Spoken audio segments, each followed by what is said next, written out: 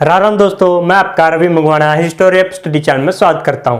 दोस्तों, आज हम इस वीडियो में 12th क्लास के हिस्ट्री का नेक्स्ट जो इंपॉर्टेंट चैप्टर है वो करेंगे। क्या है आप पीछे लिख के देख सकते हैं। चैप्टर नंबर 11 है विद्रोही और राज, जिसमें हम 1857 की क्रांति पढ़ेंगे। दोस्तों, ये एक इम्पोर्टेंट चैप्टर है जो ना केवल आपके 12th क्लास के एग्जाम में काम आएगा, बल्कि जो आगे कंपटीशन एग्जाम होंगे उनमें भी काम आएगा। तो वीडियो को पूरा जरूर देखें। इससे पहले जो इम्पोर्टेंट चैप्टर मैंने करवाए हैं, अगर वे अभी तक नहीं देखे हैं तो नीचे उनका डिस्क्रिप्शन में लिंक मिल जाएगा, नहीं फिर आप आई बटन पर जाकर उनको देख सकते हैं। तो जल्दी से हम आज की वीडियो को शुरू करते हैं।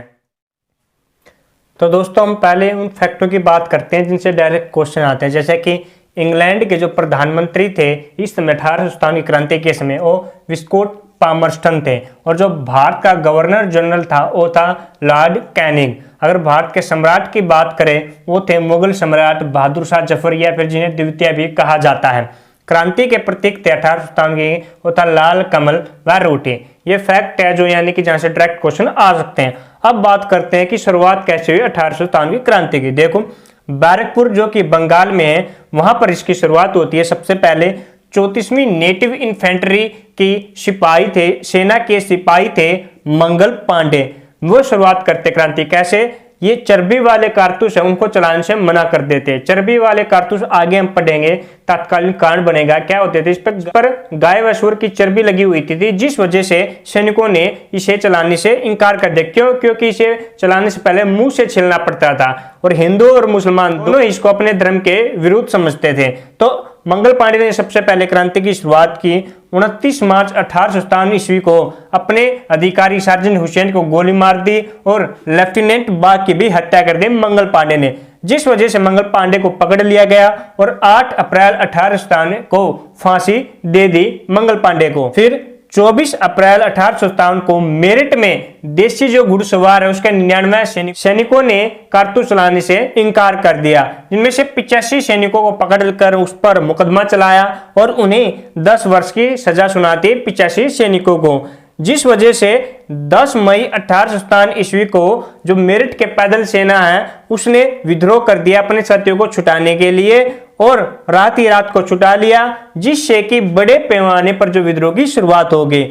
10 मई 1857 को मेरठ से बड़े पैमाने पर शुरुआत हो गई 1857 की क्रांति की, जिनमें से कुछ जो देशी घुड़सवार थे जिन्हें बंदी बनाया गया था वे 11 मई को दिल्ली पहुंचाते हैं। यानी कि 10 मई की आधी रात को ये दिल्ली की ओर रवाना हो जाते हैं और 11 मई को दिल्ली पहुंच जाते हैं, लाल किले की फाटक पर पहुंच जाते हैं। और बहादुर शाह जफर जो कि नमाज पढ़कर अभी सहरी खाकर उठे ही थे। सहरी होता है रोजे के दिनों में जो सूरज उगने से पहले भोजन खाया जाता है, वो है सहरी। वो खाकर बहादुर शाह जफर उठे थे और जो पैदल सैनिक है उनको घेर लेते हैं और अपने जो विद्रोह होता है 1857 क्रांति का उसका नेता बनने के लिए कहते हैं। 80 वर्ष की आयु होती है बहादुर शाह जफर की। इस समय मजबूरी में सैनिकों के दबाव में वे नेतृत्व स्वीकार कर लेते हैं। अब लगभग पूरे उत्तर भारत में 1857 की क्रांति धीरे धीरे फैल जाती है, क्योंकि बहादुर शाह जफर जो मुगल सम्राट है इसको नेतृत्व दे देते हैं।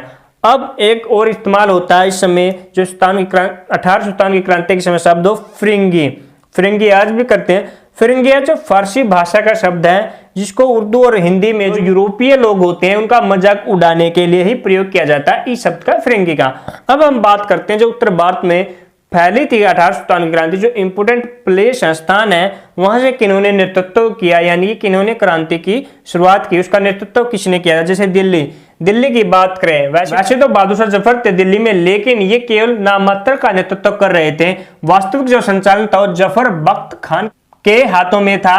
20 सितंबर 1857 ईस्वी को जल्द ही अंग्रेज इसको कब्जे में कर लेते हैं और दिल्ली पर अधिकार कर लेते हैं, और बहादुर शाह इनको पकड़कर रंगून भेज देते हैं, जहां पर 1862 में इनकी मृत्यु होती है। मैं यहाँ पर कहां से किसने नेतृत्व किया किस स्थान से बताऊंगा, और कब वहां पर समाप्त किया ये भी साथ करें हम। जैसे कि लखनऊ, अगला लखनऊ में बेगम हजरत महल ने किया था नेतृत्व, और 30 जून 1857 ईस्वी को वे हार जाती है अंग्रेजों से लड़ते हुए और नेपाल भाग जाती है।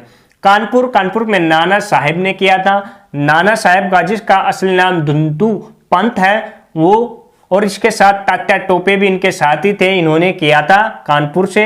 नाना साहेब 6 सितंबर 1847 ईस्वी को हार जाते हैं अंग्रेजों से और नेपाल भाग जाते हैं। लेकिन तात्या टोपे लड़ते रहते हैं। तात्या टोपे फिर झांसी की रानी है जो रानी लक्ष्मीबाई, उनका साथ देने के लिए ग्वालियर चले जाते हैं।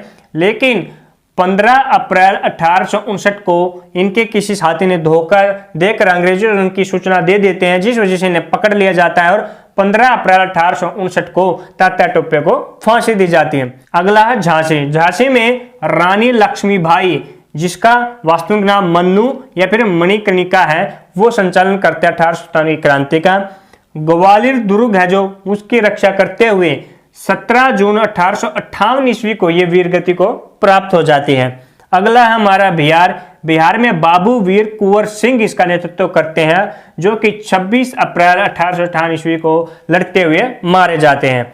अगला हमारा बड़ौद। बड़ौद जो कि उत्तर प्रदेश में है, यहाँ पर शामल नेतृत्व करते हैं, जो कि जुलाई 1857 ईस्वी को मारे जाते हैं। अगला हमारा फैजाबाद। फैजाबाद में करते हैं मौलवी अहमदुल्ला शाह, ये नेतृत्व करते हैं 1857 की क्रांति का। इनसे 2 या 3 क्वेश्चन जरूर आते हैं और यहाँ से भी 2 क्वेश्चन तो पक्के ही आते हैं, ये आप देख ले। तो दोस्तों आगे हम करते हैं अवध, क्योंकि अवध का भी 2 क्वेश्चन या 1 क्वेश्चन जरूर पूछा जाता है। क्यों? क्योंकि इंपोर्टेंट ये इसलिए है, देखो ये गिलास फल एक दिन यानी कि चेरी हमारे मुंह में आकर गिरेगा, ये कहा था अवध के बारे में 1851 में लॉर्ड डलहौजी, जो उस समय गवर्नर जनरल थे। अब क्यों कहा था? क्योंकि अवध एक काफी साधन संपन्न इलाका था, यानी कि यहाँ पर जो रोजगार बहुत ज्यादा था, भूमि उपजाऊ थी, भू राजस्व सबसे ज्यादा वसूल किया जाता था, यानी कि भू राजस्व सबसे ज्यादा अवध में होता था, काफी संपन्न था। 1857 की क्रांति के से पहले क्या किया? 1856 में वाजिद अली शाह जो यहाँ का शासक था, उस पर आरोप लगाया कुप्रशासन कि आप अच्छे से शासन नहीं चला रहे। यह कहकर वाजिद अली शाह को यहाँ से हटा दिया और उन्हें निष्कासित करके कलकत्ता भेज दिया गया 1856 में, क्रांति से 1 साल पहले। अब ऐसा क्यों? क्योंकि देखो यहाँ पर 1801 में अवध में सहायक संधि जो थोप दी गई थी लॉर्ड वेल्लेस्ली द्वारा। अब सहायक संधि क्या थी, आगे हम कारणों में करेंगे सहायक संधि को डिटेल से क्या थी। तो ये अवध के बारे में 1-2 बात पूछी जाती है। और एक और बात है, एक आजमगढ़ घोषणा हुई थी क्रांति के समय, अंग्रेजों से कैसे लड़ा जाए इस बारे में। तो ये हुई थी 25 अगस्त 1857 को। ये याद रखना है, क्योंकि कई बार क्वेश्चन पूछा जाता है कि आजमगढ़ घोषणा कब हुई, सिर्फ यही क्वेश्चन पूछा जाता। अब हम इसके कारण करते हैं 1857 की क्रांति का, कि क्या क्या कारण थे 1857 की क्रांति, किस वजह से करनी पड़ी भारतीयों को अंग्रेजों के खिलाफ क्रांति। इससे पहले हम कुछ अफवाहों के बारे में बातें करेंगे, जैसे कि एक राइफल इंस्ट्रक्शन डिपो है जो उसके अध्यक्ष थे कमांडेंट कैप्टन राइट।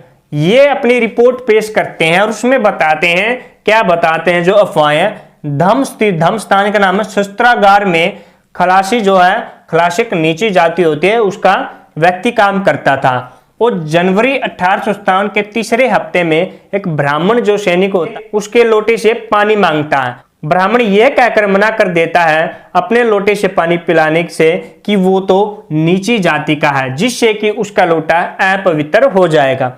जिस पर गुस्से से खलासी कहता है कि जल्द ही जिस धर्म पर तुम्हें घमंड है वो तुम्हारा नष्ट हो जाएगा। क्यों? क्योंकि ऐसे कारतूस बनाए जा रहे हैं जिन पर गाय व सूअर की चर्बी लगी हुई है और वो तुम्हें मुंह से छीलने पड़ेंगे।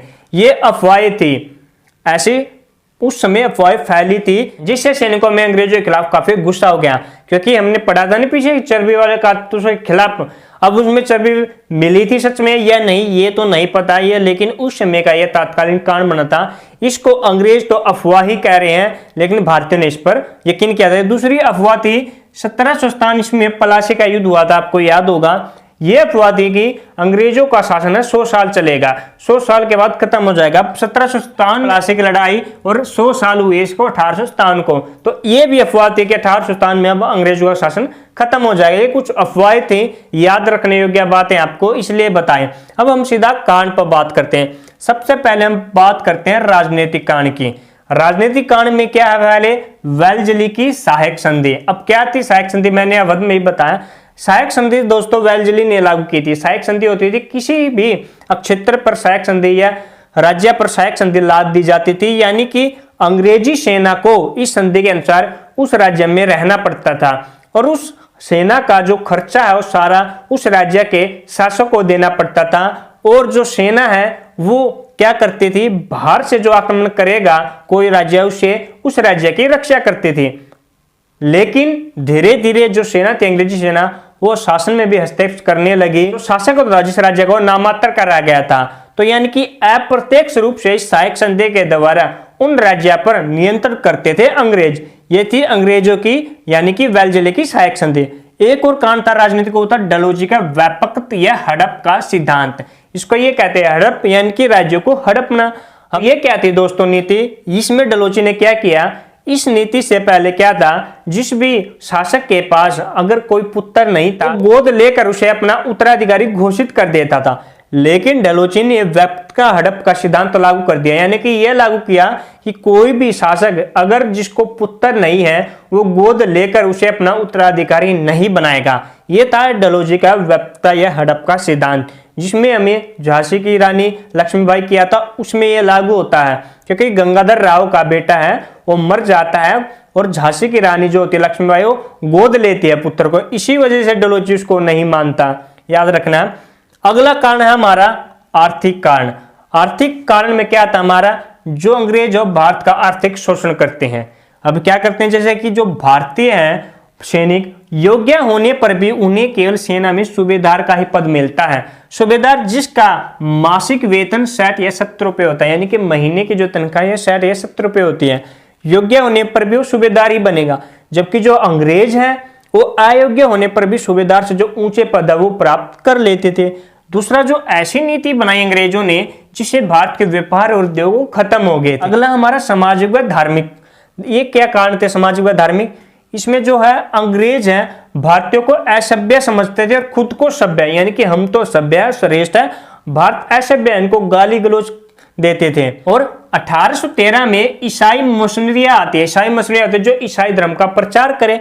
1813 से पहले तो ये नहीं आई, लेकिन 1813 में इन्हें अनुमति मिल गई कि ये भारत आकर प्रचार करे। अब भारतीयों के मन में ये फैल गया विचार कि ये तो सारे भारत को ईसाई धर्म में शामिल करने के लिए आ रही है। यह कारण था, जिस वजह से कारण उनका जो शक है भारतीयों को वो पक्का क्यों है, क्योंकि अंग्रेजों ने कानून बनाया जो भी ईसाई धर्म स्वीकार करेगा उसकी जो पैतृक संपत्ति उनके पूर्वजों की संपत्ति है उन्हें वापस मिल जाएगी और उन्हें नौकरियों में भी छूट दी जाएगी जो अगर ईसाई धर्म अपनाएगा।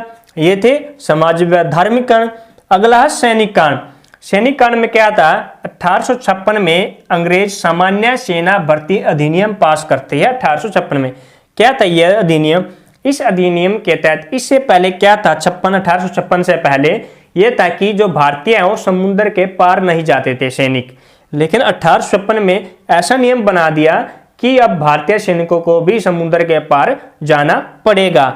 ये था एक और 1854 में डाकघर अधिनियम पारित किया। डाकघर अधिनियम क्या था, इस अधिनियम के तहत जो भारतीय सैनिकों की निःशुल्क यानी कि फ्री में जो डाक सेवा थी वो समाप्त कर दी।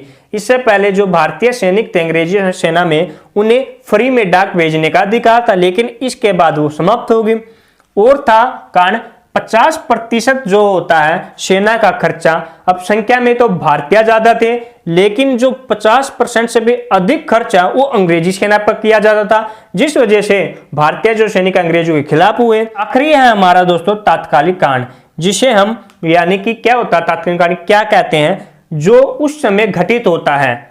ये कांड तो काम कर ही रहे थे कई सालों से, एक होता है ना चिंगारी का काम करते हैं अचानक ही, वो था तात्कालिक कांड। अब क्या था, इसमें जो पुरानी बंदूक थी ब्राउन बैश उनके स्थान पर एनफील्ड राइफल जो नई बंदूक लाई गई, और इन एनफील्ड राइफल में जो कारतूस डाले जाते थे उनको पहले मुंह से छीलना पड़ता था। अब मुंह से छीलना पड़ता था, वही बात आगे फौज थी जो क्या गाय व सूअर की चर्बी लगी होती थी उन कारतूसों पर। इस वजह से जो है कि 1857 की क्रांति की शुरुआत हो जाती है। यह है कांड। इन कारणों को दोस्तों आप एक बड़े क्वेश्चन के रूप में भी लिख सकते हैं पॉइंट के हिसाब से, राजनीतिक कांड, आर्थिक कांड, सामाजिक व धार्मिक, चौथा सैनिक कांड, पांचवा तात्कालिक कांड। एक बड़ा क्वेश्चन तैयार हो जाता है आपको और इनको आप उसमें लिख सकते हैं।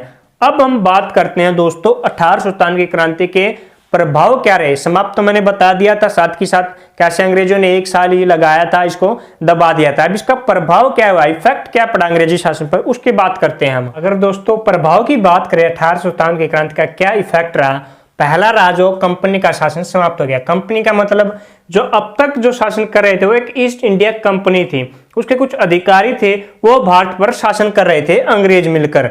लेकिन 1857 की क्रांति के बाद क्या हुआ, 1858 में घोषणा की गई कि कंपनी का शासन है जो समाप्त कर दिया गया और महारानी विक्टोरिया का शासन लागू हो गया। यानी कि अब इंग्लैंड है जो इंग्लैंड की महारानी शासन करेगी भारत पर। उससे पहले कंपनी थी ईस्ट इंडिया कंपनी इंग्लैंड की, वो शासन कर रही थी। ये प्रभाव। दूसरा सैन्य परिवर्तन किया गया। क्या किया गया, अब जो भारतीय सैनिक उनको कम भर्ती किया गया, या भर्ती भी किया गया तो ऐसे किया गया कि वहां पर सेना में अंग्रेज सैनिक ज्यादा रखे गए और भारतीय सैनिक कम रखे गए, और सभी को अलग अलग यानी कि बंगाली जात के हिसाब पर, इन हिसाब पर जात और क्षेत्र के हिसाब पर सेना को बांट दिया गया ताकि वे एक ना हो।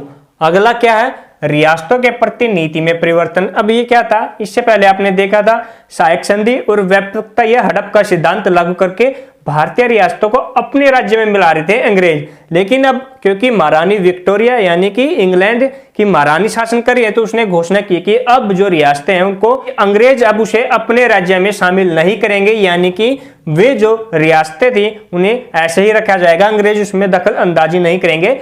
ये घोषणा की महारानी विक्टोरिया ने। ये कुछ प्रभाव थे। अब एक क्वेश्चन और बनता है दोस्तों, आप याद जरूर रखना, सिंपल ये कि कुछ तो इसको सैनिक विद्रोह कहते हैं कि 1857 की क्रांति तो एक सैनिक विद्रोह थी, भारत का प्रथम स्वतंत्रता संग्राम कहते हैं, कुछ कहते हैं राष्ट्रीय विद्रोह। कुछ कौन है, ये है इतिहासकार। कौन कौन से थे वहां से क्वेश्चन जरूर आता है। जैसे कि सैनिक विद्रोह की बात करें कि सर सैयद अहमद खान जो इतिहासकार है वो 1857 की क्रांति को सैनिक विद्रोह मानते कि ये तो केवल सैनिकों ने ही किया था, इसी वजह से इसको ये सैनिक विद्रोह मानते हैं। एक है बेंजामिन डिजरेली व अशोक मेहता, वे 1857 की क्रांति को राष्ट्रीय विद्रोह मानते हैं कि ये पूरे राष्ट्र ने एकजुट होकर अंग्रेजों के खिलाफ लड़े थे। और वीडी जो सावरकर हैं वो इसे भारत का प्रथम स्वतंत्रता संग्राम मानते हैं। ये भारतीयों ने स्वतंत्र होने के लिए प्रथम जो संग्राम शुरू किया था वो 1857 को ही शुरू कर दिया था, वीडी सावरकर ये मानते हैं। तो दोस्तों ये था हमारा चैप्टर नंबर 11, आपको पूरा करवा दिया। एक बार अगर आप ये वीडियो देख लेंगे तो यहाँ से आने वाले आप सभी क्वेश्चन जरूर कर लोगे। अगर वीडियो आपको दोस्तों अच्छी लगी है तो वीडियो को लाइक शेयर और कमेंट करना ना भूलना, और हमारे चैनल को भी सब्सक्राइब जरूर कर ले। सब्सक्राइब करने के साथ ही बेल आइकन बटन जरूर दबा लें ताकि जैसे हम कोई अपनी नई वीडियो डाले आपके पास सबसे पहले पहुंच सके।